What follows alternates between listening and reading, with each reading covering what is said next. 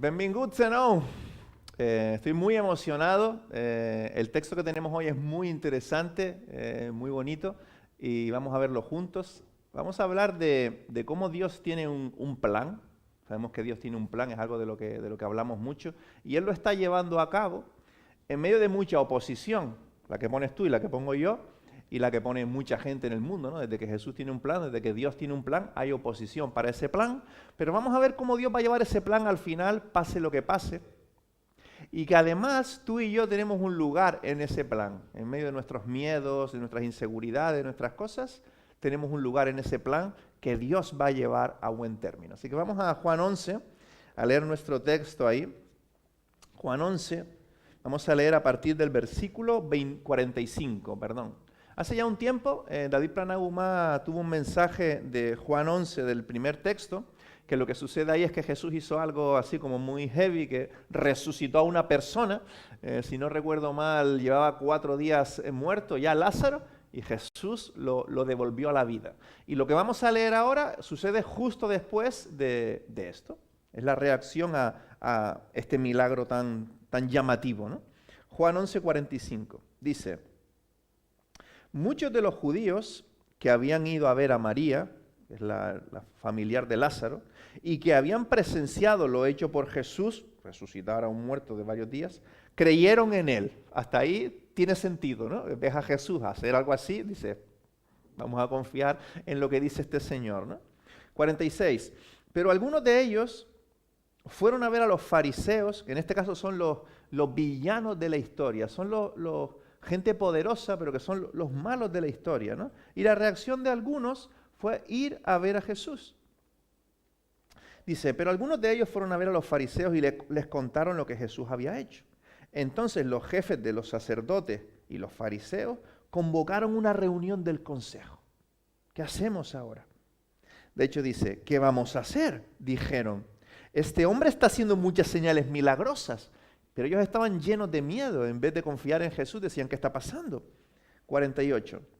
Si lo dejamos seguir así, todos van a creer en él. Vaya problema, ¿no? Es lo que deseamos. Ellos lo veían como un problema. Si sigue haciendo estas cosas, todos van a creer en él. Ellos obviamente no creían, por lo que sea, ¿no? Y vendrán los romanos y acabarán con nuestro lugar sagrado e incluso con nuestra nación. Y uno de ellos, llamado Caifás, que ese año era el sumo sacerdote, dijo, no sabéis nada en absoluto. ¿No entendéis que os conviene más que muera un solo hombre por el pueblo y no que perezca toda la nación? Y ahora sale un poco Juan de la historia como biógrafo de Jesús y dice el apóstol. Pero esto no lo dijo por su propia cuenta, 51, sino que como era sacerdote ese año, profetizó que Jesús moriría por la nación judía, y no solo por esa nación, sino también por todos los hijos de Dios dispersos para congregarlos y unificarlos. Qué bonito, ¿no? 53. Así que desde ese día convinieron en quitarle la vida.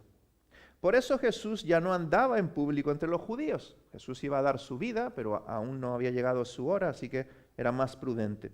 Se retiró más bien a una región cercana al desierto, a un pueblo llamado Efraín, donde se quedó con sus discípulos, ahí con su grupo pequeño.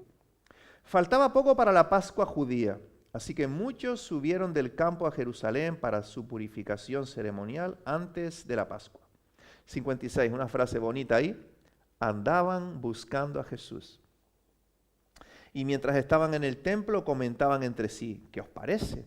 ¿Acaso no vendrá a la fiesta? Por su parte, los villanos, los jefes de los sacerdotes, los fariseos, habían dado la orden de que si alguien llegaba a saber dónde estaba Jesús, debía denunciarlo para que lo arrestara. Iba a pasar por alto este texto, pero cuando lo leí un par de veces digo, no, aquí hay mucha chicha, hay cosas bonitas, tenemos que verlo juntos. Mi título hoy, ¿te mueven tus miedos o te mueve tu propósito?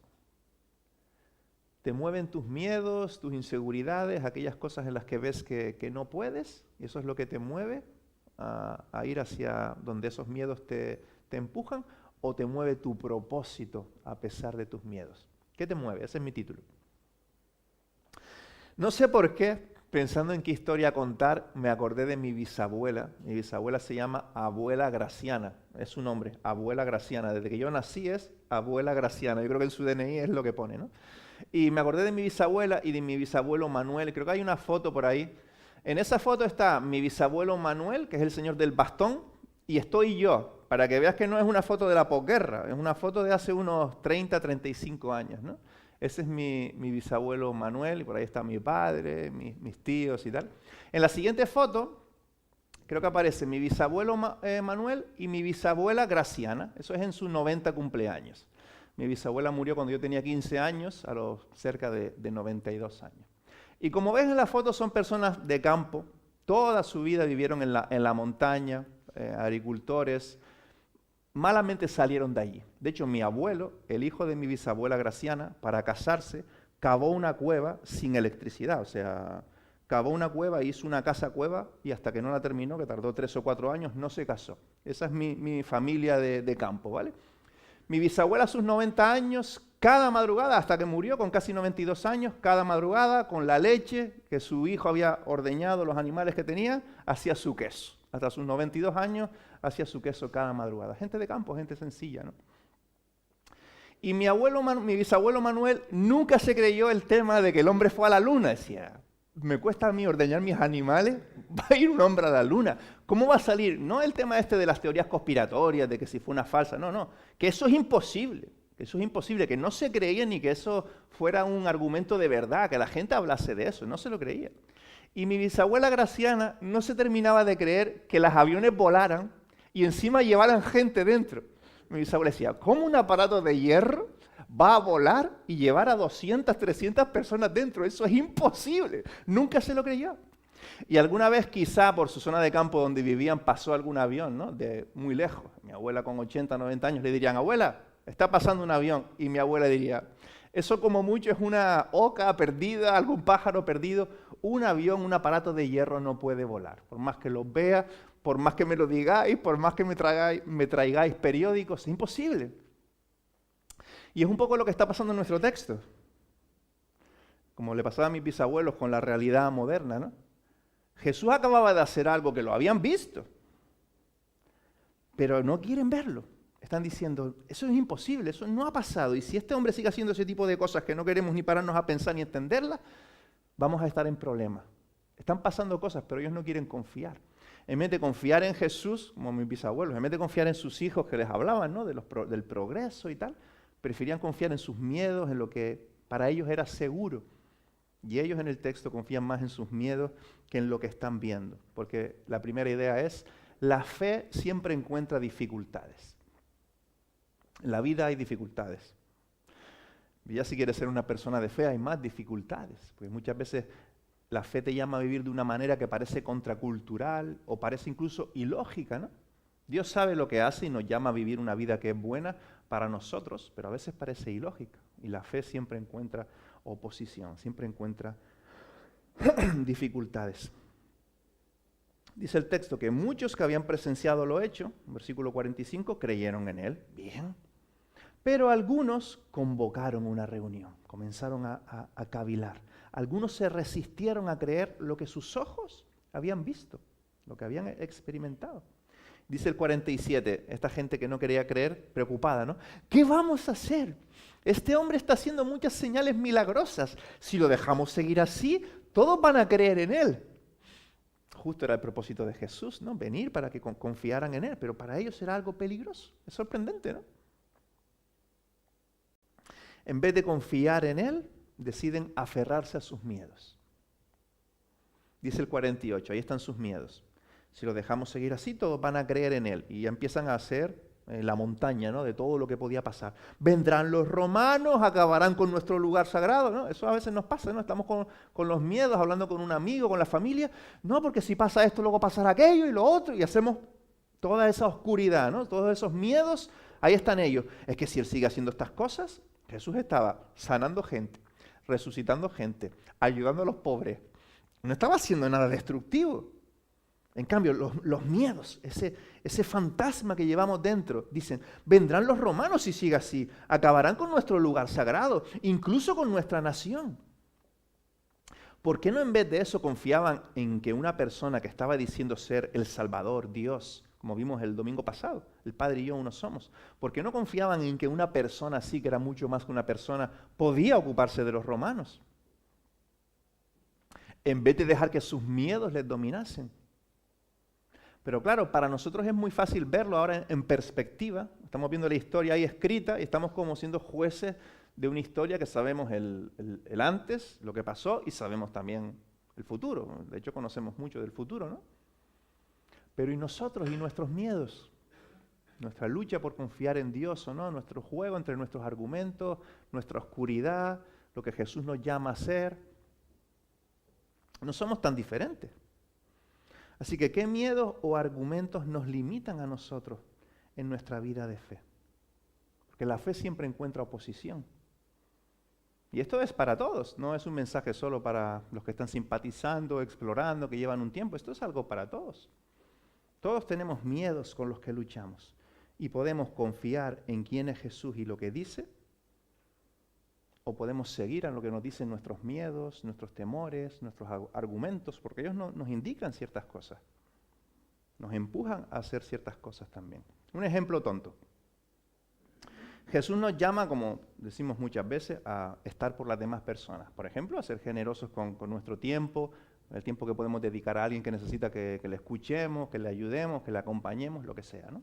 Eso es algo que está muy claro, que Jesús nos llama a esa solidaridad, a esa generosidad de nuestra vida, de nuestro tiempo.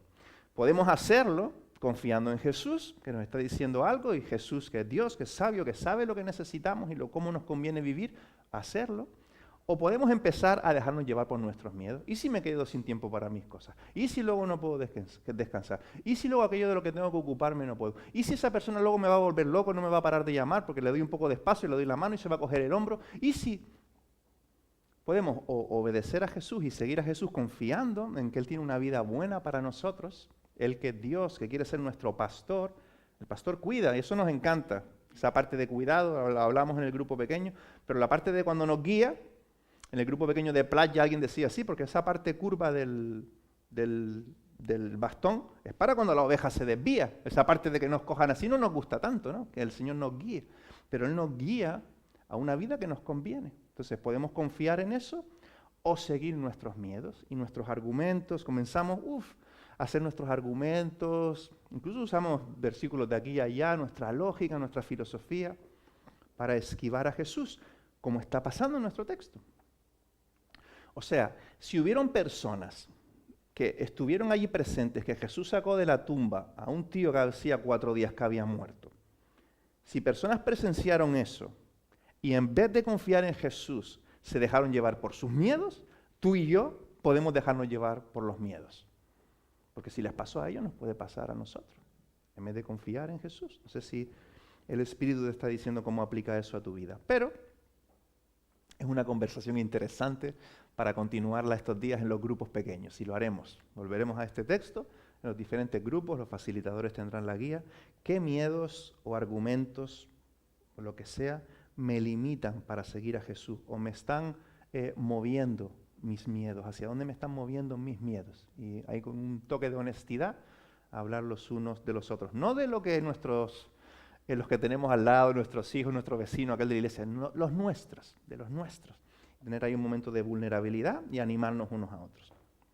Bueno, la conclusión de estos, que se dejaron llevar por el miedo en vez de por la fe y todo eso, es que tenían que matar a Jesús. Matar a Jesús. Dice Caifás, que ese año era el sumo sacerdote, era el sheriff ahí del movimiento religioso en Israel, dijo, no os enteráis, no sabéis nada, versículo 49, dice el 50. ¿No entendéis que os conviene más que muera un solo hombre por el pueblo y no que perezca toda la nación? El 50. Pero ahora brilla la soberanía de Dios, el gobierno de Dios, el control total de Dios sobre las cosas brilla, porque justo ese es el propósito eterno de Dios. Que un solo hombre, que era mucho más que un hombre, que también era Dios, muriera por todos los hombres. Justo ese es el propósito de Dios. Esa es mi segunda idea hoy. Dios tiene un plan, además ese plan te incluye. Dice el 51, pero esto no lo dijo por su propia cuenta, profetizó que Jesús moriría por la nación judía, y no solo por ellos, sino también por los hijos de Dios que están dispersos, para congregarlos y unificarlos. Dios está en la misión de salvar a todos los que confían en Jesús. Y en su plan ya estaba la muerte de Jesús. Entonces es sabido, ¿no? Caifás lo está diciendo, ¿no? Le dice, vosotros sois tontos, yo tengo una gran idea, vosotros no sabéis. Y la gran idea de Caifás es la idea eterna de Dios de que Jesús muera por todos. No tuvo ninguna gran idea. Estaba siendo usado como un títere de Dios para anunciar proféticamente que Jesús daría su vida para que tú y yo no tengamos que dar nuestra vida. Por eso Él es nuestro gran mediador. Él dio su vida para que tú no tengas que dar tu vida. Él murió para que tú no tengas que morir eternamente, sino que en Él, por la sola fe, recibas perdón gratuito y vida gratuita y un Padre que te va a amar de forma eterna, gratuitamente, de pura gracia. Es un puro regalo, ¿no? Y Caifás estaba ahí con su gran idea profetizándolo. Pero Dios planeó vida para todos los que creen en Jesús. Dice el texto luego, este es un detalle muy interesante, que Jesús se retiró de aquel lugar. Sabemos que Jesús tenía todo en control, pero aún quería hacer ciertas cosas, tenía ciertas reuniones, algunos milagros más, aún le quedaban cosas por hacer y aún no quería dejarse coger, por decirlo así, ¿no? Entonces se retiró y no estuvo tan en el movimiento público, ¿no? Dice el 54, se fue a un pueblo llamado Efraín, donde se quedó con sus discípulos. Esto es muy bonito porque Jesús se lleva a su grupo pequeño con él, ¿no? Normalmente Jesús se reúne con su grupo de sus discípulos. Sabemos que tenía sus 3 discípulos con los que pasaba más tiempo, era su grupo así pequeñito, a los que improntaba, influenciándole, siendo para él un modelo en todas las cosas, ¿no? Luego tenía su grupo pequeño un poquito más grande de 2 y luego los cientos o las multitudes, ¿no? Y Jesús se lleva a su grupo pequeño con él. Y esto es chulo y es casi un paréntesis porque es un detalle en el texto, no es el argumento del texto, pero también nos lleva a pensar que como grupos pequeños de la iglesia podemos hacer otras cosas. Si somos iglesia en los grupos pequeños, y es genial, ¿no? Tener un espacio en el que estamos ahí en una casa con una infusión, con un café y tenemos una dinámica ahí para conocernos un poco, examinamos un poco el texto, nos desafiamos juntos a la misión. Eso está genial, ahí cómodos en una casa. Pero a lo mejor como grupo también podemos a veces salir como Jesús y quizás hacer algo juntos. Quizás podemos celebrar el cumpleaños de algún familiar y hacerlo juntos. O podemos hacer algo por la zona donde está tu grupo pequeño, hacer algo juntos que sea bueno para la sociedad. Hay alguna necesidad, algún parque muy sucio, algunos ancianitos que necesitan ayuda, no sé. Pero como grupo pequeño pensar también qué cosas podemos hacer en la vida juntos como grupo. Jesús nos está inspirando a eso en el texto también. Lo que está claro en el texto es que Jesús cuenta con sus discípulos. No dice, como ahora vienen momentos difíciles, ya los romanos se acercan, ya el momento de la tensión, de la captura se acerca, ahora voy yo solo. No. Él involucra a sus discípulos y lleva a sus discípulos con él. Y esto marca un ejemplo muy poderoso. Jesús es el gran pastor de las ovejas, pero como discípulo está haciendo discípulos que los lleva a toda circunstancia, porque quiere que sus discípulos aprendan a vivir en toda circunstancia y que hagan discípulos que aprendan a vivir en toda circunstancia en una cadena que llega hasta ti y hasta mí. Una cadena de hacer discípulos que a su vez hacen discípulos. Y Jesús se los lleva con él. Y podemos saltar eso de la historia bíblica a nosotros y decir, ahora Jesús nos lleva a nosotros. Jesús está ahora en la misión de crecer juntos, de que seamos discípulos, que estamos creciendo en una relación con Él, mientras hacemos discípulos e impulsamos a esos discípulos a que también hagan discípulos.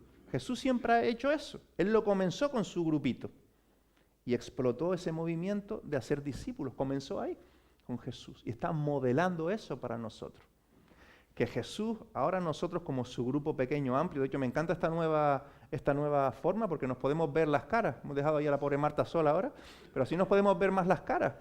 Y algo así se parece más a una iglesia, porque se parece más al salón de una casa o a una familia, que estar todos tipo teatro, donde solo me veis a mí, como si yo fuese más especial, y yo os veo a todos como si tuviese que examinar vuestras vidas, ¿no? Así nos vemos todos nos vemos las caras, porque Jesús cuenta con sus discípulos. Y hoy Jesús te lleva a ti y me lleva a mí a lo que toca. Ahora tocaba esconderse un poco, se lleva a sus discípulos. Jesús está contando contigo para sus planes. Por eso la segunda idea, Dios tiene un plan y te incluye. Dios tiene un plan y te incluye. A pesar de tus miedos, como hablamos, ¿no? Pues todos luchamos con miedos. Yo no he parado desde que comencé a seguir a Jesús con 18 años, más o menos, hace ya un par de décadas. Siempre he cometido errores. He hecho daño a personas en la familia, amigos, un montón de cosas, ¿no? Y todavía, hasta que el Señor me lleve, seré un error con piernas, ¿no? Pero nunca he estado falto de propósito. Desde que sigo a Jesús, he tenido algo que hacer. Empecé cuando comencé a seguir a Jesús, trataba muy mal a mi madre, cosas, ¿no? Empecé a intentar cambiar en casa. Empezar a tratar mejor a mis padres, a las dificultades. Yo también estaba en mi proceso de crecer, comenzar a facilitar puentes para otros. Luego en el instituto quería hacer bien a mis compañeros, me faltaba el tiempo. Luego cuando empecé a colaborar con GBU en la universidad, también tenía que buscar tiempo para estar ahí en los grupos pequeños de estudio bíblico, haciendo actividades para invitar a otros compañeros.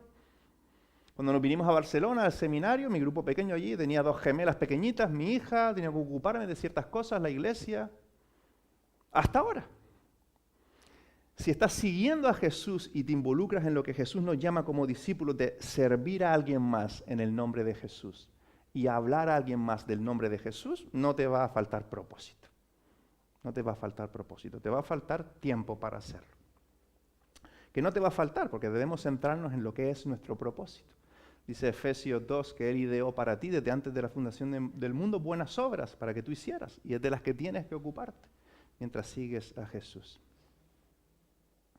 Creciendo juntos y facilitando puentes en una cadena que continúa. Y tú y yo estamos llamados a hacerla continuar, a que siga rodando. En el camino servimos, amamos y nos equivocamos. Porque en el camino de ayudar a la gente a veces le hacemos daño a la gente, ¿no? Los papás nos pasa con los hijos y a todos nos pasa con todos, ¿no? A veces incluso queriendo ayudar hacemos daño. Y a veces hacemos daño porque somos así también, y lo hacemos. Pero en el camino estamos en Jesús, y Jesús no nos desecha. Jesús desechó a sus discípulos, no los desechó. Y lee los evangelios, eran un desastre, peleando por quién era el mejor, el mayor, el más importante, Judas traicionándolo. Él dio oportunidades todo el tiempo, estuvo por ellos y para ellos todo el tiempo. Y no te desecha a ti, es lo que celebrábamos en la mesa de Jesús antes. En el camino de amar, de servir y de facilitar puentes, cometemos un montón de errores, pero Jesús jamás nos desecha. Y es justo eso lo que nos entusiasma, que en el camino, a pesar de nosotros, en Jesús, por lo que Él hizo, el torrente del amor de Dios sigue estando para nosotros. Y Él sigue queriendo, como discípulos que somos, llevarnos con Él a lo que toca ahora, al siguiente paso. Jesús es la clave de todo. De hecho, la tercera idea, última idea hoy es, Jesús es, no sabía cómo llamarlo, el epicentro. El epicentro es como una palabra superlativa de centro, pues el centro del centro del centro, lo que es imprescindible, ¿no? Jesús es el epicentro de todo este plan. Y podemos olvidar eso. Hay un versículo bonito ahí, el 56, 4 palabras ahí en castellano muy bonitas, ¿no? Andaban buscando a Jesús. Quizá de las más bonitas de este texto, ¿no? Qué chulo, ¿no? Que le pregunte yo a Cere por mis hijas y me diga, andan buscando a Jesús. Son palabras chulísimas, ¿no? Andaban buscando a Jesús. Y este Jesús es el centro del plan.